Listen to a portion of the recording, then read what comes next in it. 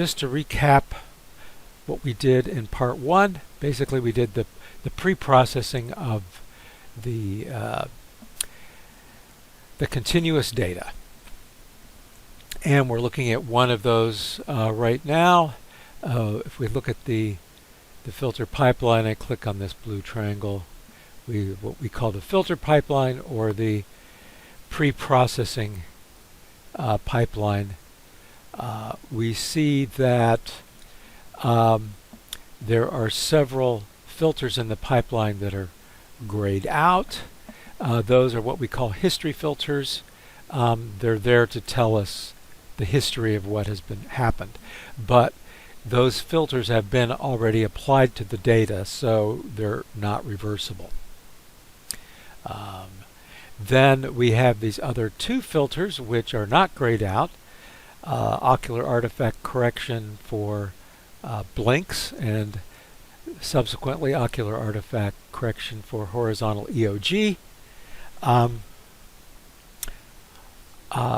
Those are spatial filters, so we haven't rewritten the data to a new data file for these, because they're applied instantaneously. They won't create any warm-up artifacts like a digital IIR would. So for the digital IIR, when we applied that filter, a band pass from 0.15 to 70 Hertz, we did apply that filter to the whole data and resaved it. All right, so another thing just to note is that this lateral EOG channel, LO1 minus LO2, we used it to detect horizontal EOG deflections, and but it is what's called a pass-through channel. It has not been corrected by the HEOG artifact correction. These channels, LO1, LO2, IO1, and IO2, we're treating them like regular EEG channels in this case, and so clearly they are picking up EEG as well as ocular artifacts. So and frontal lobe activity, they may turn out to be informative. So keep that in mind as we proceed. Okay, so now in this part, the goal is to focus on event-related analysis. And for that, I want to focus on batch, what we call the event pipeline. The event pipeline was designed to improve our first method for doing this, which we call batch averaging. I'd hope to convince you that the event pipeline is the way to go forward, and at some point in the future we'll probably remove batch averaging. It's still there for legacy reasons, but I want to show you the event pipeline. So you click on that, and nothing needs to be loaded. It's okay if something is loaded in the workspace, but nothing needs to be loaded. And this consists of several steps. So in step 1, see this is dot here, so that means we're on step 1. I'm going to click Edit, Create for step 1. And what do we want here? We just want to select any file, any single file that has the event codes in it. So subsequently we're going to need to know what the event codes are in the experiment, and we just want to pick one sample. So I'll pick the prototype, the proto, and I'll say OK. Alright, we're done with step 1. Okay, step 2, experiment information. Let's put here, there are two categories here. One is for subject or participant attributes. Let's say you're comparing groups. In this case, we're not. So let's jump down to the condition attributes. Okay, let me show you what this would be. So for example, let's have a very generically named factor called type, and we could call it target and non-target. Of course, this depends on your specific paradigm, your specific experiment. Let me just add that. Okay, then we have another factor, let's call it accuracy. And we could call that correct and incorrect. And we'll add that. Okay, so as you can see, this is pretty flexible. Some experiments can be more or less complicated. So the idea here is to come up with something that reflects your experimental design, in this case a visual P300 experiment. Okay, I'll just say finish there.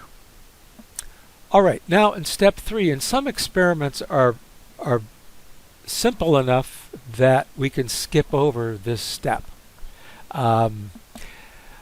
This step is not needed if all you need to specify are the event codes.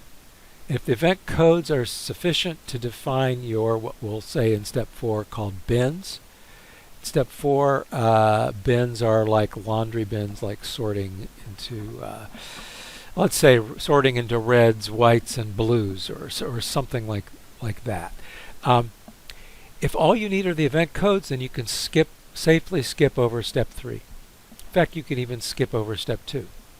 But in this case, we do need, I'm going to select 3, edit. Alright, now notice that step 2 was needed for this right-hand side called condition specifier. So let's select one of these. So I'm going to select type, factor type, value target. Then I will say create new attribute specification and add. Alright, so now what we have? We have one selected here, and now a bit of language. So we've got a bit of a semantic confound going on here on the word target. So of course the word target has a meaning within the P300 experiment, but there's a tab here called targets. And what that means will always mean for any experiment is the target would be the events with respect to those events that we will be making epochs. So that, in other words, after we make the epoch, the target events will be considered as time 0. There will be pre-event, post-event. The target events in this meaning here for this tab are the events that are time 0, and that's indicated by this little circle here.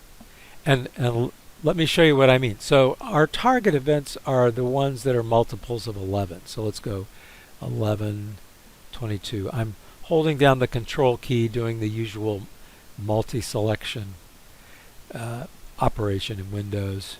33, 44, and 55. So those are the target events, meaning that we want to make epochs for the target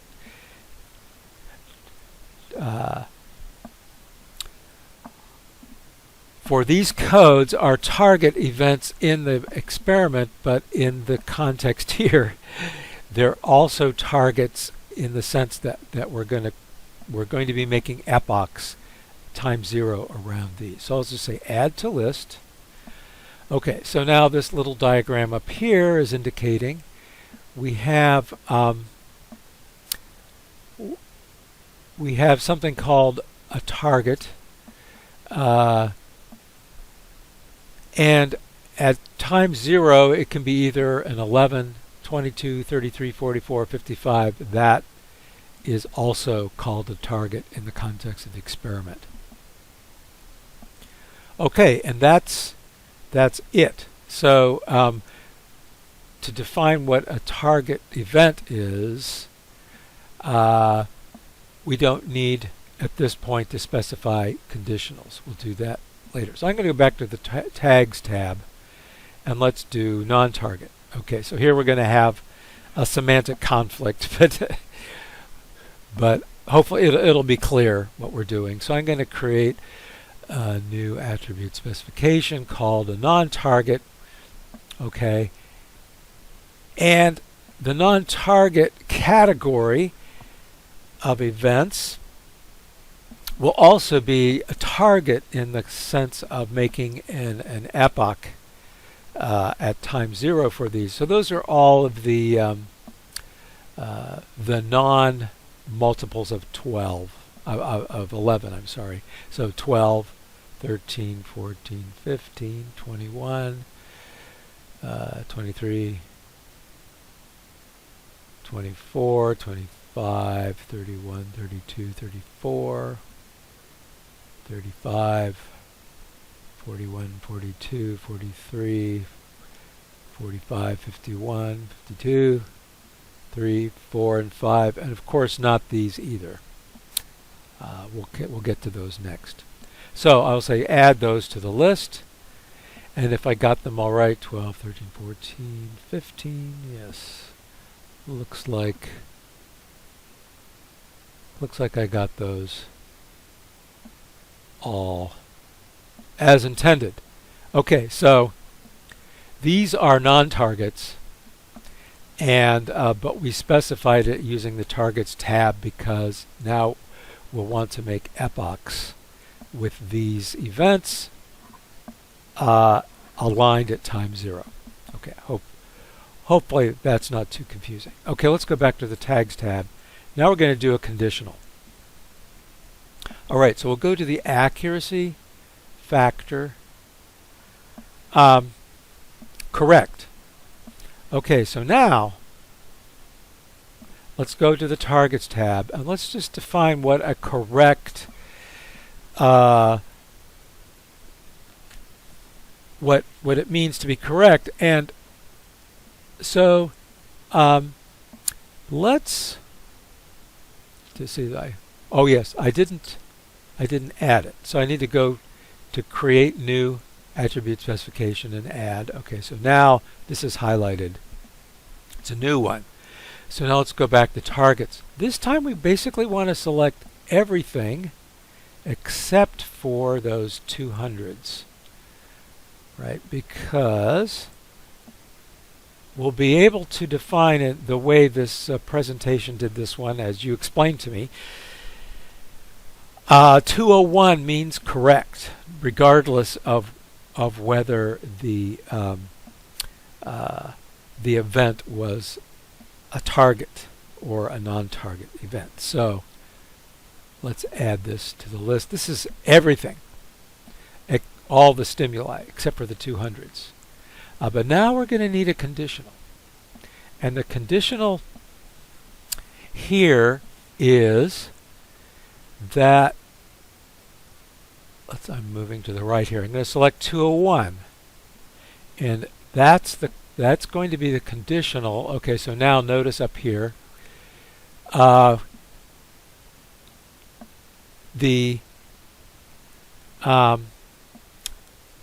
time 0 event can be anything, whether it's an experimental target or an experimental non-target. But in order for it to be correct, it must be followed within a time window. So I'm going to select down here. If the conditional occurs within a window between 0 and, I think you wanted 0.8 seconds or 800 milliseconds. So notice if it occurs after T0, that's this one, 0 seconds after, meaning or 0.8 seconds after, in that time window, then we will accept it. Okay, and this diagram simply is indicating that the conditional here in green means accept. If we had said reject, this would be red. That means what we could define a condition where, but in our case, we want it to be accepted. Okay, so now if I go back to my tags tab, I could go ahead and define accuracy incorrect, but I don't think you were interested in that. Okay, so it's sort of here as something that we could use later, but for our purposes, we don't need it. So I don't need to define it right now, and I'll just say okay. All right. I know that was a lot more complicated than the in the manual averaging, where you can just look one step before and one step after. But this also accommodates arbitrary complexity of conditionals. So you have a conditional on a conditional. There are experiments like that, where you may have a queue of one kind of one type, followed by an imperative stimulus, which could be of another type, followed by a response, a behavioral response, and you need to go back and let the queue itself be the target, that is the time zero target, conditional on what the imperative stimulus was and what the behavioral response was. So really that framework, although it's a little more complex to begin with, to set up, once you have it set up, it's done, by the way. You don't have to do it again and again. And it does accommodate arbitrary conditional complexity. So that's maybe the main obstacle to using the event pipeline compared to the manual averaging. But I think once you get over that hurdle, we're good, because it's now specified and you don't need to go back again. Okay, so now let's specify the bins. All right, so how do you specify bins in this case? Remember, bins are like laundry bins. You're sorting the laundry. Okay, so let's now notice your tags. If we didn't have anything that involved a conditional, we could have defined the events right here. We could have skipped over steps 2 and 3 and just use events codes. But in this case, we've used step 2 and 3. So I'm going to select a target here. I just clicked there. Now I'm going to hold the control key and say correct. And I'm going to call this bin. Let's just call it target correct. So in other words, what we're going to make a bin that requires the target stimulus codes, those would be 11, 22, 33, 44, 55, and it also has to satisfy the correct condition. Okay, and I'm going to just say down here, say add bin. All right. Now let's select non-target correct, and let's give this bin the name non-target. Okay, so in other words, non-target correct, and I'll say add bin. Okay, you could have other event bins. You can have as many event bins as your experiment requires. And now the point here is to define them together, and typically you want the epoch, for stimuli at least, typically you want them to share the same epoch specification. This is here. So that notice that both of these bins there's only one epoch specification. You could have multiple epoch specifications. For example, if there was an event for the behavioral response, it would have a different epoch window compared to a stimulus type event. And you would define another epoch specification up here. But typically you'll have one epoch specification that's shared for multiple bins, which case we have here. So now I'm just going to click on Edit. And I think you wanted a 100 millisecond or a 0.1 second pre-stim baseline, and you wanted to go out to 0.9, as I recall. So I changed that here. Filtering interval option, same as interval of interest. Yes, that's what we want in this case, because we've pre-filtered the entire data with the digital IIR. We don't need to worry about filter warm-up artifacts, so same as interval of interest. Baseline, detrend, almost always this will be 0. In other words, we're not going to do any detrending. Detrending would be like if this value were 1, a polynomial 1 would be a line, and so forth. We don't want to do any detrending, so almost always this is 0, and almost always we'll use the pre-event, that is here, as our baseline. Okay, now here's where we can apply thresholds. And by default, when I select this, there are two things. First of all, this is in terms of volts. EMSE uses MKS units, so this turns out to be negative 100 microvolts. I'll show you how you can do this more intuitively. If you say negative 100, just say E minus 6. E minus 6 is would be microvolts. So now I'm just going to click down here. Notice it changes back, but you can enter it here again. I could say 100. E minus 6. There. Now, where you could get more strict if you wanted to say 75, E minus 6, so forth. All right, now the channel list, it's going to default to all channels except, let's see if it's the, let's go to the top. Okay, as noted right at the beginning, this derived channel, this derived horizontal EOG channel, LO1 minus LO2, has not been corrected. We used it to identify HEOG intervals, but we did not correct it. And so we're not going to, we don't expect that one to be useful for artifact rejection. In fact, we don't want to reject based on that channel. However, all the other channels, by the way we've done it here, these EOG channels, we did in principle correct them.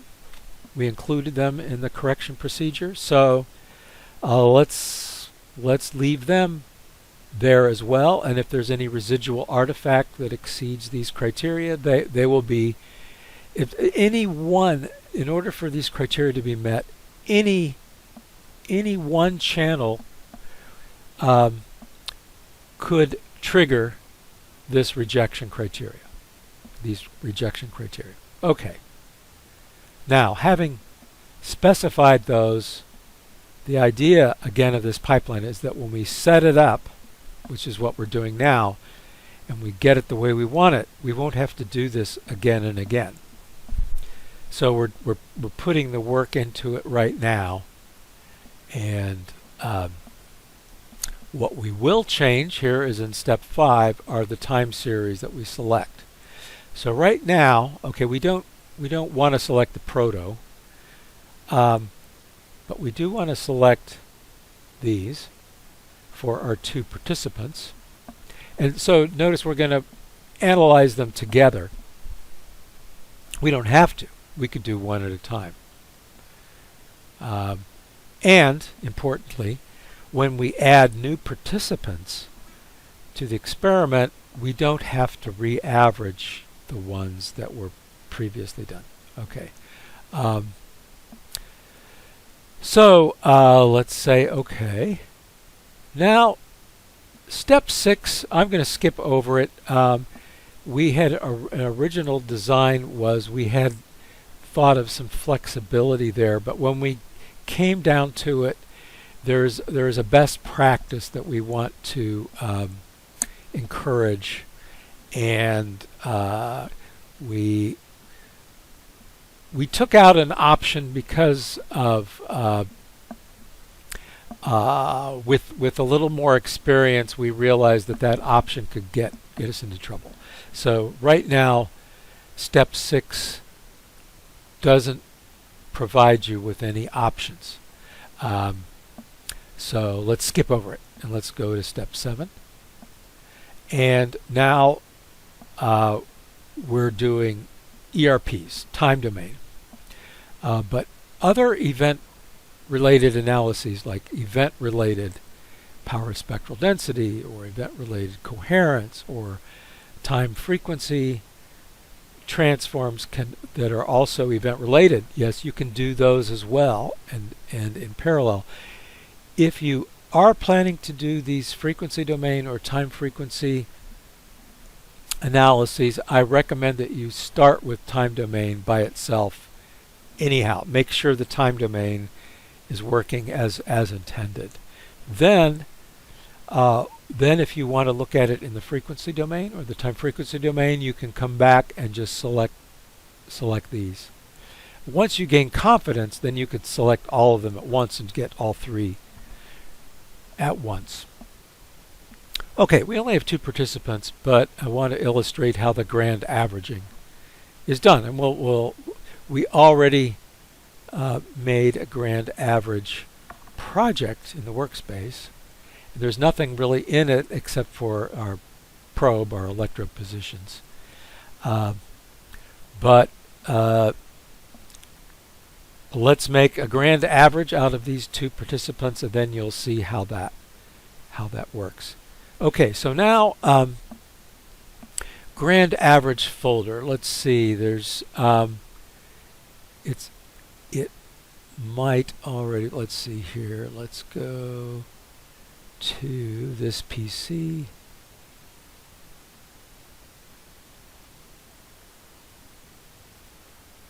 Okay, I'm going down. You have to know where it is on your machine. Okay. There we are. And then this one, out 0, and grand. It happens to be, okay, I already have one made here. If you didn't have one made already, you would say make new folder here and add one called grand. All right. And if you just want to double check what the grand average folder is, there isn't really enough space to show the whole path here. This is a long path. You can put the cursor here and select the end key just to make sure it's going all the way out as you expected. Also, this output average probe, this one, it's important to have a probe in the grand average folder, which is why I put it in there. But there's really no point in averaging. If you're doing electrodigitization participant by participant, yes, you'd want to get a grand average digitization. But that's not the case here. So we can just uncheck this.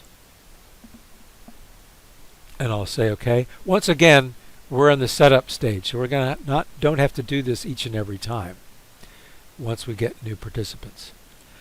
Also, we're not doing frequency domain or time frequency here, so I'll skip over those. All right, so now we're done with this setup, and we can, if we click this button, Save All, We can save all the information that we just entered, and that's a good idea. But I want to also show you that it's automatic as well. So once I say execute, which I'm going to do right now, everything will automatically be saved, and I'll show you where you can get that back. So I'm just going to say execute. So I'll see what it's doing. So this won't take very long. Because so notice the averaging, and then we're doing non-target corrects for subject 1, target corrects for subject 2, non-target correct for subject 2, and grand averaging, and we're done. Okay, so we only had a couple. So we took time to set it up, but now that it's set up, of course we'll want to review it and make sure it really did what we thought it was doing. But now it's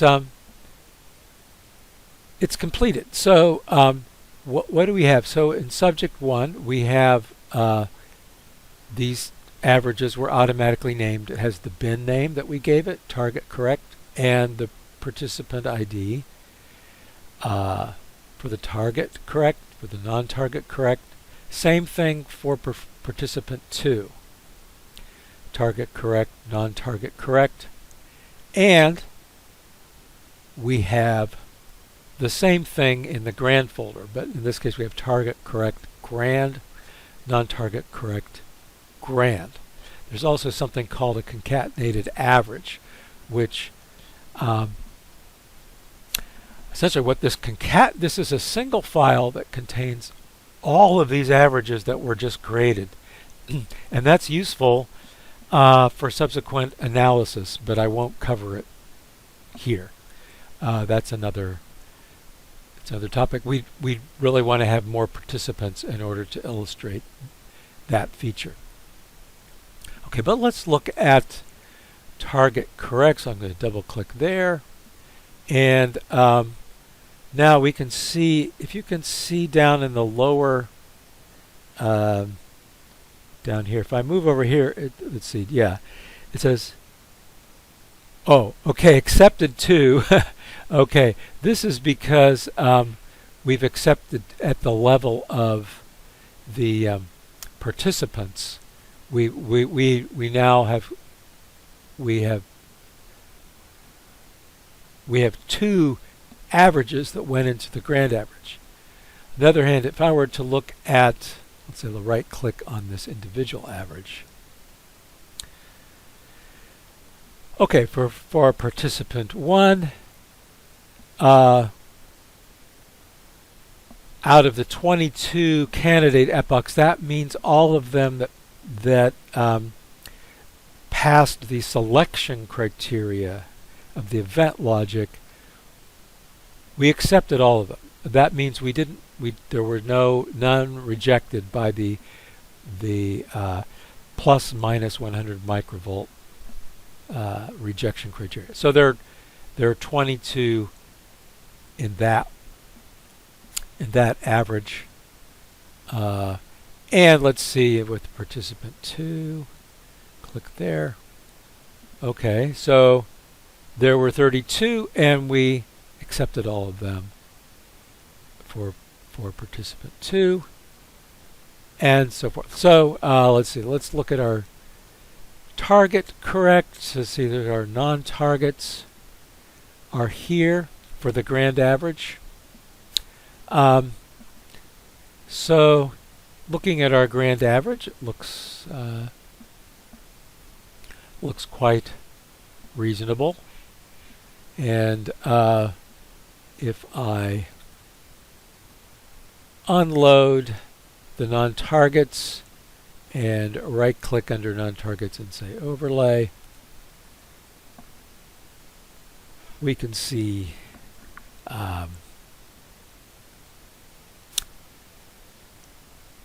the targets in black and the non-targets in blue. Let's see, we go to channel array, we can see all of them here. And the sensor position. See all of them here. So it's interesting, like if you want to look at the ocular leads, which have been corrected now, for blinks and horizontal EOG, most probably this, let me just do this one. So these are likely bona fide EEG being picked up by the ocular leads after they've been corrected. Okay, there's a lot more that could be said here, but let me show you what happens if I now close this workspace. So I'll close, exit. I made changes. Do I want to save the change? Yes, I want to save the changes. Okay. Let's relaunch EMSE 561. Let's get that workspace that we just were looking at. Okay, so we've got the workspace back. But now let's say we've got a participant 3, S003. And we want to go back to our batch event pipeline. Okay, where do I get all this information back from? I can go to Load All. And these parameters have been automatically saved. It doesn't hurt to save them also to another name for your reference. But just to show you that the workspace with a .wks.params.text, these parameters have been saved, and that's how you can get them back. So we've got our, for example, our target event rules are there. Target, non-target, correct, it's all there. Our bins are there. If you ever want to review the bins, you can say review bin, and then it shows you what their definitions are. And then this when you're done, and so forth. So I guess I'm going to leave it there. There's a lot more that can be said, but that hopefully will get you oriented. Until next time.